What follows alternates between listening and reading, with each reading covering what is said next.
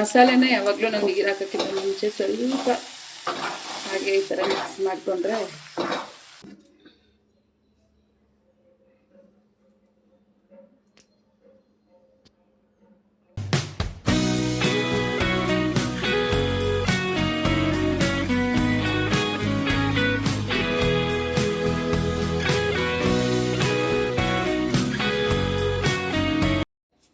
Hi hello ನಮಸ್ಕಾರ, welcome back to my channel ಗೃಹಿಣಿ ಹಂಪಜಲ್ ವ್ಲಾಗ್. ಗೈಸ್, ಎಲ್ಲರೂ ಹೇಗಿದ್ದೀರಾ? ಎಲ್ಲರೂ ಚೆನ್ನಾಗಿದ್ದೀರಾ ಅಂತ ಅಂದ್ಕೊಂಡಿದ್ದೀವಿ. ನಾವು ಕೂಡ ಚೆನ್ನಾಗಿದ್ದೀವಿ. ಗೈಸ್, ಇವತ್ತು ನನ್ನ ವ್ಲಾಗ್ನ ಸ್ಟಾರ್ಟ್ ಮಾಡ್ತಾ ಇದ್ದೀನಿ ನನ್ನ ಅಡುಗೆ ಮನೆಯಿಂದ.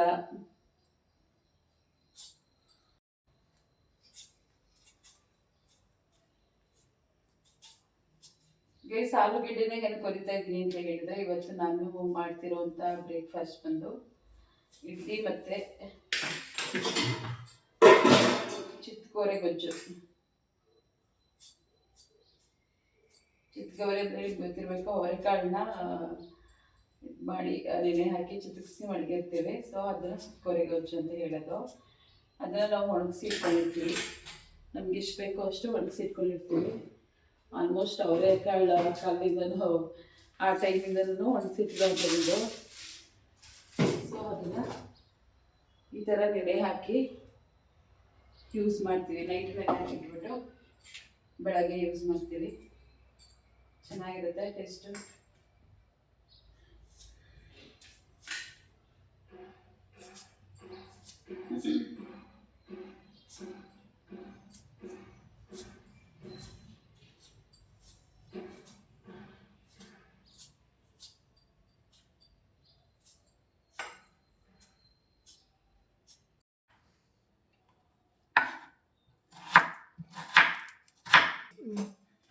ಕಾಯಿ ಕೊಡ್ತೀಯ ಬರುತ್ತೆ ಗೈಸ್. ಈ ಥರ ಆಲೂಗೆಡ್ಡೆನ ಹುರಿದು ನಾವು ಸಣ್ಣದಾಗಿ ಕಟ್ ಮಾಡಿ ಇಟ್ಕೊಬೇಕು. ಇಟ್ಕೊಂಡು ಅದಕ್ಕೆ ಚಿತ್ಕೋರೆ ಗೊಜ್ಜಿಗೆ ಹಾಕಿದ್ರೆ ಚೆನ್ನಾಗಿರುತ್ತೆ. ಆ್ಯಕ್ಚುಲಿ ಇದನ್ನು ಡ್ರೈ ಆಗಿ ಕಾಳನ್ನ ಹಾಕಬೇಕು ಅಂತ ಏನಿಲ್ಲ. ಹಸಿದು ಕೂಡ ಕಾಳನ್ನ ನೆನೆ ಹಾಕ್ಬಿಟ್ಟು ನಾವು ಸಿಪ್ಪೆ ತೆಗೆದು ಮಾಡ್ಬೋದು. ತುಂಬ ಚೆನ್ನಾಗಿರುತ್ತೆ. ಹಸಿದು ಇನ್ನೂ ಚೆನ್ನಾಗಿರುತ್ತೆ.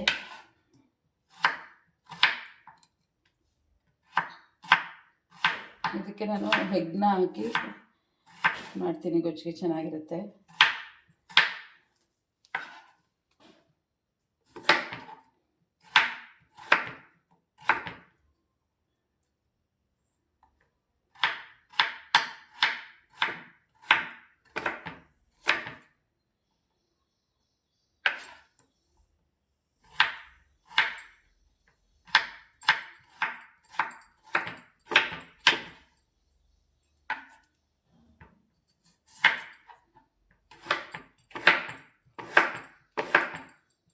ಗೈಸ್, ನಾನು ಶಾಪಲ್ಲಿ ಲಾಗ್ ಮಾಡೋಣ ಅಂತ ಅಂದ್ಕೊಂಡೆ, ಆಗಲೇ ಇಲ್ಲ. ಇಲ್ಲಿ ಶಾಪ್ ಹೋದ ತಕ್ಷಣ ಏನೇನೋ ಕೆಲಸಗಳು, ಮತ್ತು ತುಂಬ ದಿನ ಹೋಗಿತ್ತು ನಾನು ಶಾಪಿಗೆ ಹೋಗಿ. ಅದ್ರ ಮಧ್ಯೆ ನಾನು ಲಾಗ್ ಮಾಡ್ಕೊಳ್ಳೋಕ್ಕೆ ಆಗಲಿಲ್ಲ. ಸ್ವಲ್ಪ ಬಿಸಿನೀರು ಹಾಕ್ಬಿಟ್ಟೆ.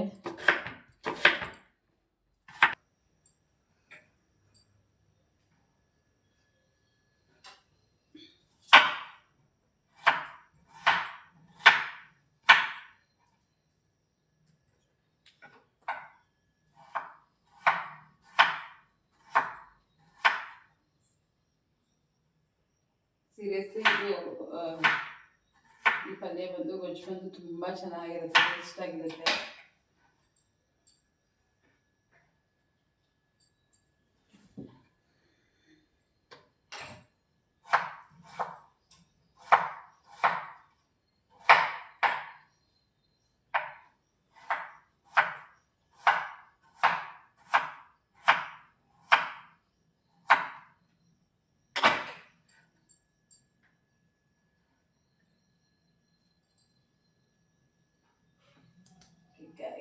ಈಗ ರುಬ್ಬಕ್ಕೆಲ್ಲ ರೆಡಿ ಮಾಡ್ಕೊಳ್ಳೋಣ.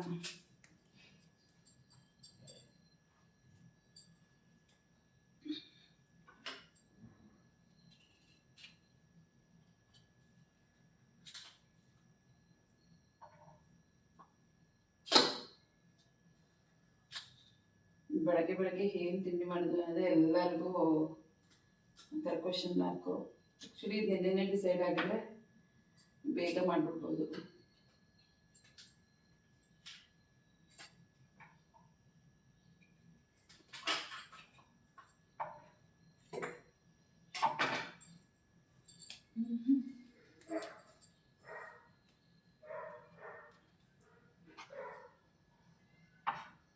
ಇದು ಖಾರ ಆಡಿಸ್ಲಿಕ್ಕೆ ಅಂತೇಳಿ ತೆಂಗಿನಕಾಯಿ ಎಲ್ಲ ರೆಡಿ ಮಾಡ್ಕೊಳ್ತೀನಿ.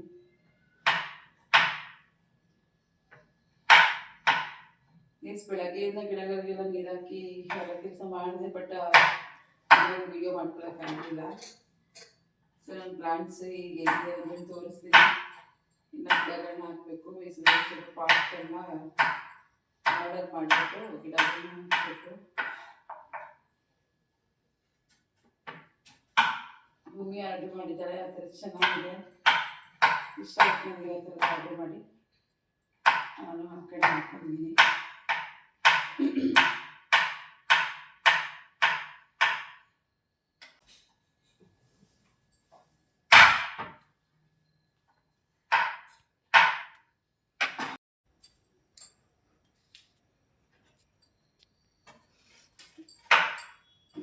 ನಾನು ಕುಕ್ಕರಿಗೋದನ್ನ ಮಾಡೋಕ್ಕೆ ಏನೆಲ್ಲ ಹಾಕೊಂಡಿದ್ದೀನಿ ಅಂತ ನಿಮಗೆ ಹತ್ತಿರದಿಂದ ಒಂದ್ಸರಿ ತೋರಿಸ್ತೀನಿ. ಈಗ ಮಾಡ್ತೀನಿ ಅದನ್ನು ಕೂಡ ತೋರಿಸ್ತೀನಿ. ಎಲ್ಲ ರೆಡಿ ಮಾಡಿ ಇಟ್ಕೊಂಡ್ಬಿಡ್ತೀನಿ, ಹಾಗೆ ಒಟ್ಟಿಗೆ ತೋರಿಸ್ತೀನಿ. ಆ್ಯಕ್ಚುಲಿ ಇದೊಂದು ರೆಸಿಪಿ ಲಾಗ್ ಏನು ಮಾಡ್ತಿಲ್ಲ, ಸುಮ್ಮನೆ ಹಾಗೆ ನಿಮಗೆ ಒಂದು ಐಡಿಯಾಸ್ ಗೊತ್ತಿಲ್ಲದೆ ಇರೋರಿಗೆ ಗೊತ್ತಾಗುತ್ತೆ ಅಂತ ಹೇಳಿ ಮಾಡೋಣ ಅಂದ್ಕೊಂಡಿದ್ದೀನಿ.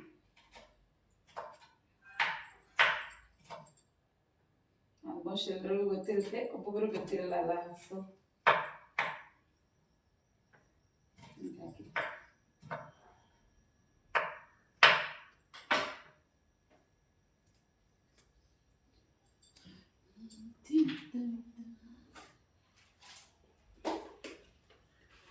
ಏನೇನು ಬೇಕೆಲ್ಲ ಇದ್ರೆ ಹಾಕೊಂಡಿರ್ತೀನಿ. ಇದ್ರೆ ನೀವು ತೋರ್ಸೋಕ್ಕೆ ಈಸಿ ಆಗುತ್ತೆ.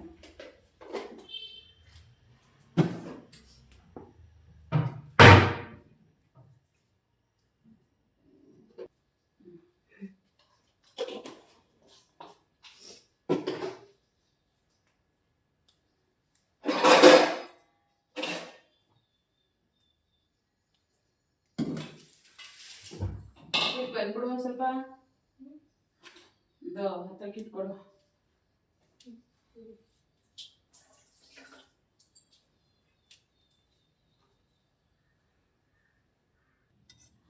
ಗೈಸ್, ಇವಾಗ ನಾವು ಫಸ್ಟು ರುಬ್ಕೊಂಡು ಇಟ್ಕೊಂಬಿಡೋಣ.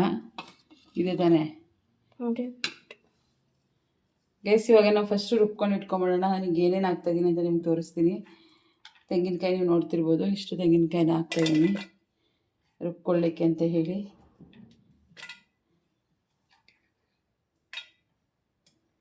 ಇದಕ್ಕೆ ಚಿಕ್ಕದಾದರೆ 2 ಈರುಳ್ಳಿ, ದೊಡ್ಡದಾದರೆ ಒಂದೇ ಈರುಳ್ಳಿ ಸಾಕು. ಹಾಗೆ ಒಂದು ಬೆಳ್ಳುಳ್ಳಿ ಗೆಡ್ಡೆ, ಇಷ್ಟು ಬೆಳ್ಳುಳ್ಳಿನ ನಾನು ಹಾಕ್ತಾಯಿದ್ದೀನಿ. ಸ್ವಲ್ಪ ಶುಂಠಿ, 1 ಹಿಡಿಗಿಂತ ಕಡಿಮೆನೇ ಸಾಕು ಕಡಲೆ ಹಾಕ್ತಾಯಿದ್ದೀನಿ. ಅಂದರೆ ನಿಮಗೆ ಎಷ್ಟು ಬೇಕಾಗುತ್ತೆ. ಕಾಯಿ ಜಾಸ್ತಿ ಇದ್ದರೆ ನೀವು ಗೊಜ್ಜನ್ನ ಜಾಸ್ತಿ ಮಾಡಬೇಕು ಅಂತ ಹೇಳಿದರೆ ಜಾಸ್ತಿ ಹಾಕೊಬೋದು. ಒಂದೇ ಒಂದು ಟೊಮೆಟೊ ಹಾಕ್ತಾಯಿದ್ದೀನಿ.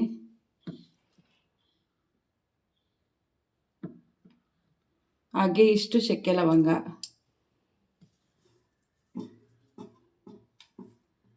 ಕೊತ್ತಂಬರಿ ಸೊಪ್ಪು ನಾನು ಸ್ವಲ್ಪ ಜಾಸ್ತಿ ಹಾಕ್ಕೊತೀನಿ. ನಿಮ್ಗೆ ಎಷ್ಟು ಬೇಕೋ ಅಷ್ಟು ಕೊತ್ತಂಬರಿ ಸೊಪ್ಪನ್ನ ಹಾಕ್ಕೊಳ್ಳಿ.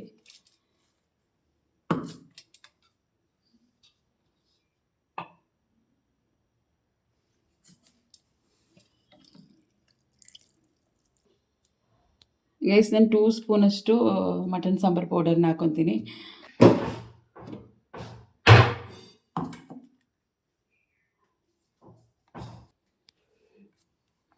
ಸಾಕು. ಸ್ವಲ್ಪ ನೀರನ್ನ ಹಾಕ್ಕೊಂಡು ಈಗ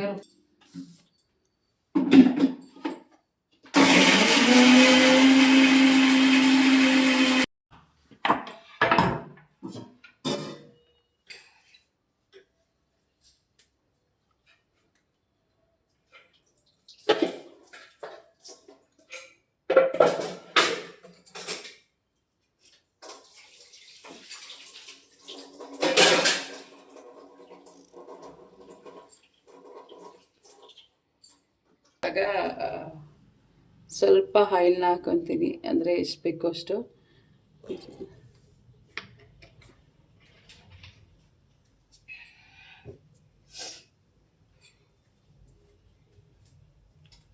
ಅದಕ್ಕೆ ನಾನು ಇನ್ನೇನು ಹಾಕಲ್ಲ. ಕಾಳನ್ನ ಈ ಥರ ನೆನೆ ಹಾಕಿರೋಂಥ ಕಾಳನ್ನ ಕಾದ್ಮೇಲೆ ನೋಡಿ ಗೈಸ್, ಈ ಥರ ನೆನೆ ಹಾಕಿರೋಂಥ ಕಾಳು ಆ್ಯಕ್ಚುಲಿ ಫ್ರೆಶ್ ಆಗಿ ಆವಾಗಲೇ ಇದು ಸಿಪ್ಪೆನ ತೆಗೆದಿಟ್ಕೊಂಡ್ರೆ ತುಂಬ ಫ್ರೆಶ್ ಆಗಿರುತ್ತೆ. ಈ ಥರದಾದರೆ ಸ್ವಲ್ಪ ಕಲರ್ಸು ಚೇಂಜ್ ಆಗಿರುತ್ತೆ. ನೋಡಿ ಇಲ್ಲಿ ಎಲ್ಲ ಕಲರಲ್ಲಿ ಮಿಕ್ಸ್ ಆಗಿರುತ್ತೆ ಸ್ವಲ್ಪ, ಅಂದರೆ ಡ್ರೈ ಆಗಿ ಚೆನ್ನಾಗಿ ಒಣಗಿ ಇಟ್ಕೊಂಡಿರೋದಲ್ವ, ಸೊ ಹಾಗಾಗಿ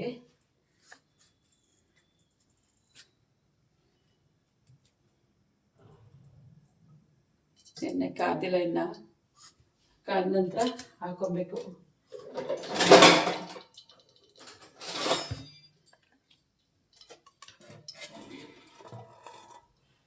ಇಡ್ಲಿಗೂ ರೆಡಿ ಮಾಡಿ ಇಟ್ಕೊಂಡಿದ್ದೀನಿ ಹಿಟ್ಟು, ರಾತ್ರಿ ರುಬ್ಬಿಟ್ಟು.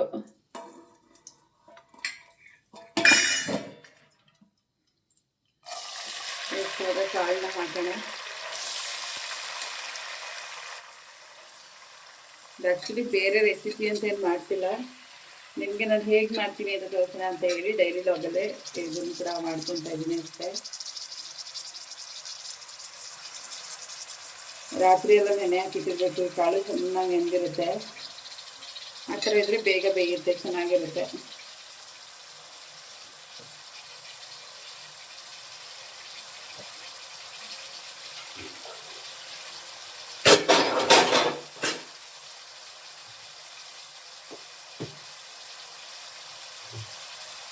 ಬೇರೆ ಹೇಗೆ ಮಾಡ್ತಾರೆ ಗೊತ್ತಿಲ್ಲ, ನಾನು ಸ್ವಲ್ಪ ಇದಕ್ಕೆ ಅರಿಶಿನ ಪುಡಿನ ಹಾಕೊತೀನಿ.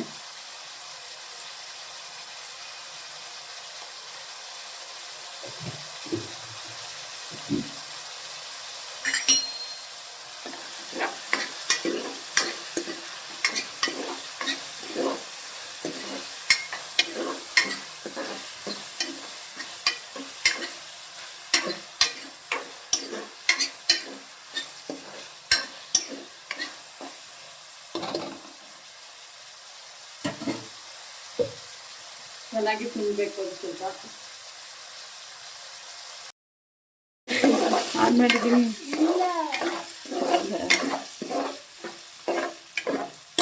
ಬೇಸಿಗೆ ಸ್ವಲ್ಪ ಸುಂದಿದೆ, ಅದಕ್ಕೆ ನಾನು ಮೊಟ್ಟೆನ ಹಾಕೊತಾ ಇದ್ದೀನಿ. ತುಂಬ ಚೆನ್ನಾಗಿರುತ್ತೆ.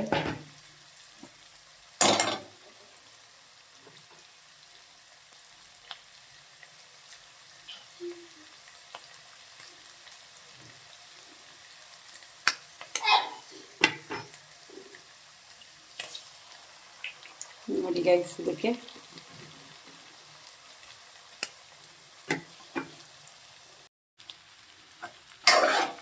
ಆಲೂಗೆಡ್ಡೆ ಹಾಕಿದ ನಂತರ ಈ ಥರ ಚೆನ್ನಾಗಿ ಮಿಕ್ಸ್ ಮಾಡ್ಕೊಬೇಕು.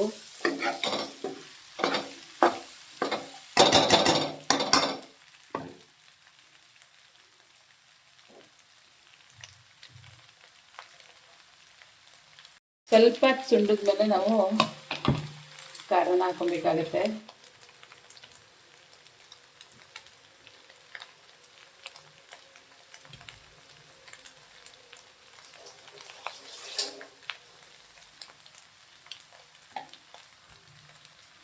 ಇದಕ್ಕೆ ನಾವು ಏನು ರುಬ್ಬಿಟ್ಕೊಂಡಿದ್ದೀವಿ ಮಸಾಲೆ, ಅದನ್ನು ಹಾಕಬೇಕಾಗುತ್ತೆ.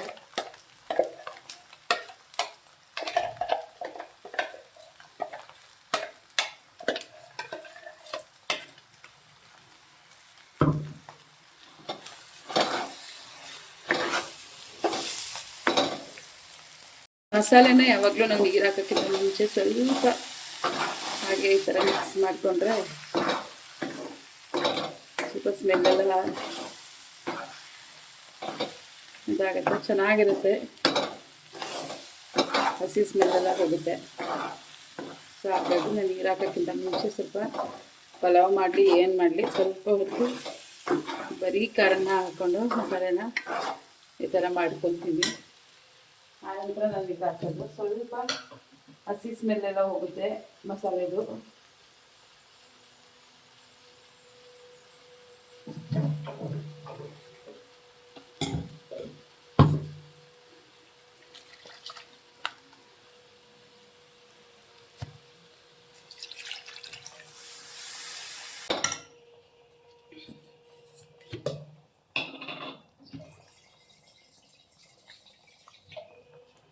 ನೋಡಿ ಗ್ಯಾಸ್ ನೋಡ್ಲಿಕ್ಕೆ ಎಷ್ಟು ಚೆನ್ನಾಗಿದೆ ಅಲ್ಲ. ಬೇಕಾದರೆ ನಮಗೆ ಸ್ವಲ್ಪ ಸಾಂಬಾರು ಥರ ಬೇಕು ಅಂತ ಹೇಳಿದ್ರೆ ಫುಲ್ ಸಾಂಬಾರು ಥರ ಮಾಡಬಾರ್ದು, ಸ್ವಲ್ಪ ಬೇಕು ಗಟ್ಟಿ ಬೇಡ ಫುಲ್ಲು ಅಂತ ಹೇಳಿದ್ರೆ ಸ್ವಲ್ಪ ನೀರು ಹಾಕ್ಕೊಬೋದು. ನಾವು ಮಸಾಲೆನ ಏನು ಆಡಿಸಿರ್ತೀವಿ ಅದೇ ನೀರನ್ನ ಹಾಕ್ಕೊಂಡ್ರೆ ಇನ್ನೂ ಚೆನ್ನಾಗಿರುತ್ತೆ. ನೋಡಿ ಎಷ್ಟು ಚೆನ್ನಾಗಿದೆ ಅಂತ ಹೇಳಿ. ಎಗ್ಗೆಲ್ಲ ಹಾಗೆ ಕಾಣಿಸ್ತಿದೆ, ಸಕ್ಕದಾಗಿದೆ.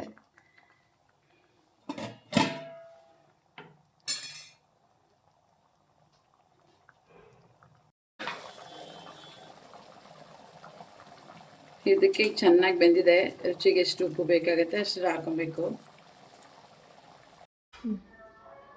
ಇವಾಗ ಈ ಥರ ಇಡ್ಲಿ ಪ್ಲೇಟ್ಗೆ ಆಯಿಲ್ ಹಾಕ್ಕೊಂಡು ಇಡ್ಲಿನ ಇಡ್ತಾ ಇದ್ದೀನಿ.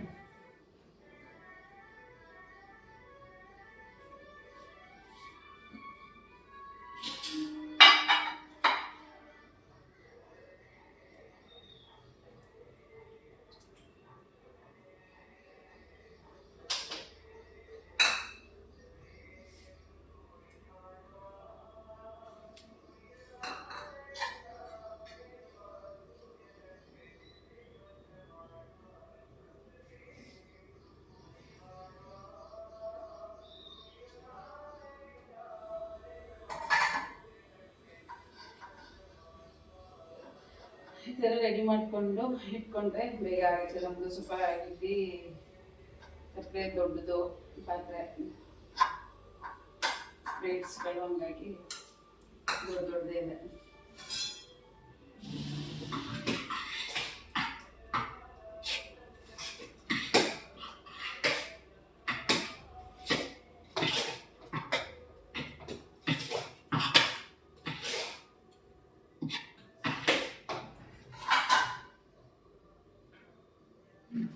ಇಡ್ಲಿಗೆ ಅಂತ ಹಾಡ್ಸಿದ್ರೆ ಬೆಳಗ್ಗೆ ದೋಸೆಗೆ ದಿನ ಇಟ್ಕೊಬೇಕು. ನನ್ನ ಮಗಳಿಗೆ ದೋಸೆ ಫೇವ್ರೇಟು, ಮೇನ್ ದೋಸೆ ಮಾಡ್ಕೊಡ್ಬೇಕು ಏನೇ ಮಾಡಿದ್ರು.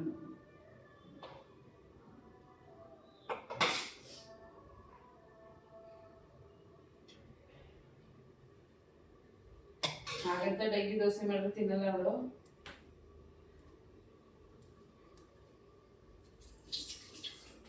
ನೋಡಿ ಗೈಸ್, ಈ ಥರ ಅಡಿಗೆ ರೆಡಿ ಮಾಡ್ಕೊತಾ ಇದ್ದೀನಿ. ಆ್ಯಕ್ಚುಲಿ ಇಡ್ಲಿ ಮಾಡೋದು ಅವರಿಗೆ ಯಾಕೆಂದರೆ ಯಾರು ತಿನ್ನೋಕ್ಕೆ ಇಷ್ಟಪಡಲ್ಲ. ಮಾಡಿದ್ರೆ ದೋಸೆನೇ ಜಾಸ್ತಿ ಮಾಡ್ತಿರ್ತೀವಿ. ಆಲ್ಮೋಸ್ಟ್ ನಾನು ಹೆಸರು ಕಾಳು ದೋಸೆ, ಪಾಲಕ್ ದೋಸೆ ಈ ಥರನೇ ಮಾಡ್ತೀನಿ ಆಲ್ಮೋಸ್ಟು.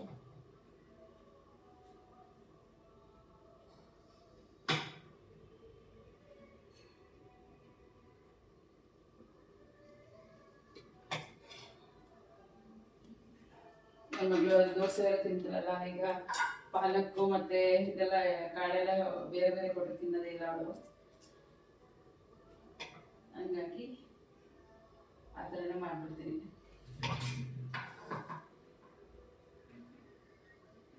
ದೋಸೆ ಜೊತೆ ಅದು ಏನಾದರೂ ತಿಂತಾಳೆ ದೋಸೆ ಅಂದರೆ.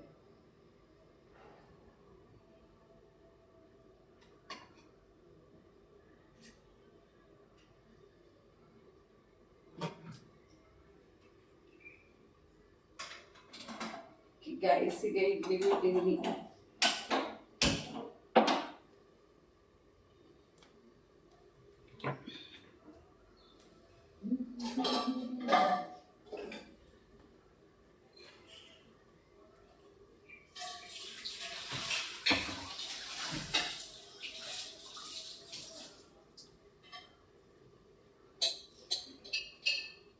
ಯಾವುದೇ ಒಂದು ಪಾತ್ರೆ ಅದನ್ನು ಬೆಳಗ್ಗೆ ತೊಳೆದ್ಬಿಟ್ಟು ಇಟ್ಟಿದ್ರು ಮತ್ತೆ ವಾಶ್ ಮಾಡ್ಕೊಂತೀವಿ. ಯಾಕಂದರೆ ಹೇರಿರು ಓಡಾಡಿರುತ್ತೋ ನನಗೊಂಥರ ಭಯ.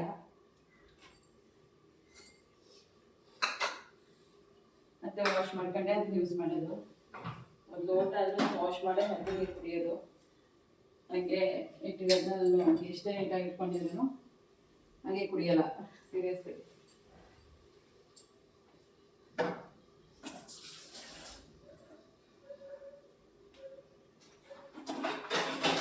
ಪಾತ್ರೆ ಇತ್ತು ಮತ್ತೆ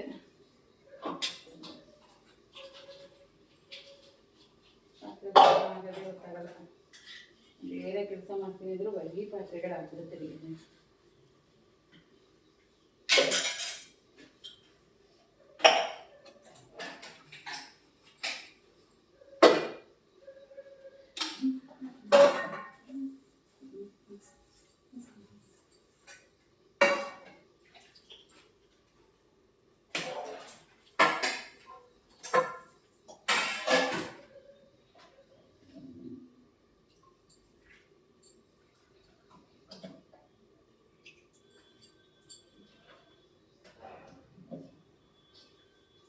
ಪಾತ್ರೆ ತೊಳೆಯೋದಂದ್ರೆ ಬಿಡ್ತಾರೆ ಗೈಸ್, ಎಷ್ಟೊಂದು ಪಾತ್ರೆ ಆಗ್ಬಿಡುತ್ತೆ ಯಾವಾಗಲೂ. ಅದರಲ್ಲೇ ವಾಶ್ ಮಾಡ್ಕೊಬಿಟ್ಟು ಆಗ್ತಾ ಇರುತ್ತೆ.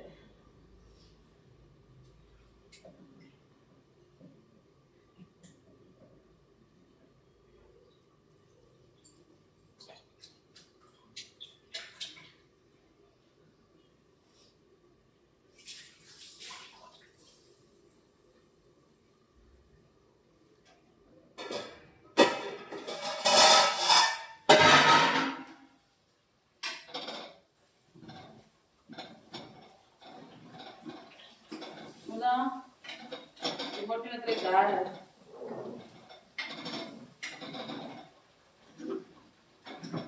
ಕೇಸ್ ಎಲ್ಲ ಆಯಿತು. ನಾನು ಸ್ನಾನ ಮಾಡಿಕೊಂಡು ಹಾಗೆ ಶಾಪ್ಗೆ ಹೋಗೋಣ ಅಂತ ರೆಡಿ ಆಗ್ತಾಯಿದೆ. ನಿಮ್ಗೇನಾದರೂ ಈ ವಿಡಿಯೋ ಇಷ್ಟ ಆಗಿದ್ರೆ ಏನು ಮಾಡಬೇಕು ಅಂತ ಗೊತ್ತಲ್ಲ, ಕಮೆಂಟ್ ಮಾಡಿ ಹೇಗಿತ್ತು ಅಂತ ಹೇಳಿ. ನನ್ನ ಡೈಲಿ ವ್ಲಾಗ್ನೇ ನಾನು ಹಾಕ್ತಾಯಿದ್ದೀನಿ. ಅಂದರೆ ಮನೇಲಿ ಏನು ನಡೆಯುತ್ತೆ ಬೆಳಗ್ಗೆಯಿಂದ ನಾನು ಏನೆಲ್ಲ ಮಾಡ್ತೀನಿ ಅಂತ ಹೇಳಿ ಅದನ್ನೇ ನಾನು ಅಪ್ಲೋಡ್ ಮಾಡ್ತಾಯಿದ್ದೀನಿ. ಡೈರೆಕ್ಟು ಯಾವ ಥರ ಇದೆ ಏನೇನು ಮಾಡ್ತಿದ್ದೀವಿ ಎಲ್ಲನೂ ಹಾಗೆ ಅಪ್ಲೋಡ್ ಮಾಡ್ತಾಯಿದ್ದೀನಿ. ಗೈಸ್ ನಿಮ್ಗೆ ಈ ವಿಡಿಯೋ ಇಷ್ಟ ಆಗಿದೆ ಅಂತ ಅಂದ್ಕೊತೀನಿ. ಇಷ್ಟ ಆಗಿದ್ರೆ ದಯವಿಟ್ಟು ಕಮೆಂಟ್ ಮಾಡಿ, ಹಾಗೆ ಲೈಕ್ ಮಾಡಿ, ಶೇರ್ ಮಾಡಿ, ಸಬ್ಸ್ಕ್ರೈಬ್ ಮಾಡಿ. ವೀಡಿಯೋಸ್ಗೆ ಹೀಗೆ ಸಪೋರ್ಟ್ ಮಾಡ್ತಾಯಿರಿ. ನಾನು ಮುಂದೆ ಮುಂದೆ ಒಳ್ಳೊಳ್ಳೆ ವೀಡಿಯೋಸ್ನ ಕೊಡಬೇಕು ಅಂತ ಅಂದ್ಕೊಂಡಿದ್ದೀನಿ. ಚಾಲೆಂಜಿಂಗ್ ವೀಡಿಯೋಸು, ಹಾಗೆ ಪ್ರ್ಯಾಂಕ್ ವೀಡಿಯೋಸ್ ಈ ಥರದ್ದೆಲ್ಲ ಕೊಡಬೇಕು ಅಂತ ಅಂದ್ಕೊಂಡಿದ್ದೀನಿ. ಹೀಗೆ ಸಪೋರ್ಟ್ ಮಾಡ್ತಾಯಿರಿ. ನನ್ನ ನೆಕ್ಸ್ಟ್ ವೀಡಿಯೋಗೋಸ್ಕರ ಬೆಲ್ಲೈಕನ್ ಕ್ಲಿಕ್ ಮಾಡಿ. ನಮ್ಮ ಶಾಪಲ್ಲಿ ಡೇ ಅಂತ ಫನ್ನಿ ಮೂಮೆಂಟ್ಸ್ಗಳನ್ನ ನಾನು ವೀಡಿಯೋ ಮಾಡ್ತಿದ್ದೆ ಮೊದಲು. ಇವಾಗ ಅದನ್ನೆಲ್ಲ ಸ್ವಲ್ಪ ಸ್ಟಾಪ್ ಮಾಡಿದ್ದೀನಿ. ಅದೇನಾದರೂ ಬೇಕು ಅಂತ ಹೇಳಿದ್ರೆ ಅದನ್ನು ಕೂಡ ಕಮೆಂಟ್ ಮಾಡಿ. ಹುಡುಗರನ್ನ ಕರೆಸಿ, ಹುಡುಗರು ಬಂದಾಗ ನಾನು ವೀಡಿಯೋಸ್ನ ಮಾಡ್ತೀನಿ. ನಮ್ಮದು ಹೋಮ್ ಟೂರ್ ಬೇಕಂದರೆ ಹೋಮ್ ಟೂರ್ನ ನಾನು ಕೊಡ್ತೀನಿ, ಅದನ್ನು ಕೂಡ ಕಮೆಂಟಲ್ಲಿ ತಿಳಿಸಿ. ಏನಾದರೂ ಹೆಲ್ತ್ ಪ್ರಾಬ್ಲಮ್ಮು ಆ ಥರ ಏನಾದರೂ ಇದ್ದರೆ ಮಾತ್ರ ನಾನು ವೀಡಿಯೋಸ್ನ ಸ್ಟಾಪ್ ಮಾಡಿರ್ತೀನಿ. ಆನಂತರ ಮತ್ತೆ ನಾನು ವ್ಲಾಗ್ನ ಮಾಡ್ತಾಯಿದ್ದೀನಿ. ಹೀಗೆ ಸಪೋರ್ಟ್ ಮಾಡ್ತಾಯಿರಿ. ನಿಮಗೆ ನಾವು ಚಿಕ್ಕ ಕುಟುಂಬ ಇರೋದ್ರಿಂದ ಫ್ಯಾಮಿಲಿ ಓರಿಯೆಂಟೆಡ್ ವೀಡಿಯೋಸ್ನ ಮಾಡೋಕ್ಕೆ ಸ್ವಲ್ಪ ಕಷ್ಟ ಆಗ್ತಿದೆ. ಆದರೂ ನಾನು ಎಲ್ಲೆಲ್ಲಾದರೂ ಹೋದಾಗ ಅಥವಾ ನಮ್ಮ ಮನೆಗೆ ಯಾರಾದರೂ ಬಂದಾಗ ನಾನು ವೀಡಿಯೋಸ್ನ ಮಾಡ್ತೀನಿ. ಎಷ್ಟು ಚಾಲೆಂಜಸ್ ವೀಡಿಯೋಸ್ನೂ ಕೊಡೋಣ ಅಂತ ಅಂದ್ಕೊಂಡಿದ್ದೀನಿ. Okay guys, thank you. ಹೀಗೆ ಸಪೋರ್ಟ್ ಮಾಡ್ತಾಯಿರಿ. ಹೀಗೆ ನಮ್ಮ ಜೊತೆ ಯಾವಾಗಲೂ ಇರಿ. Thank you.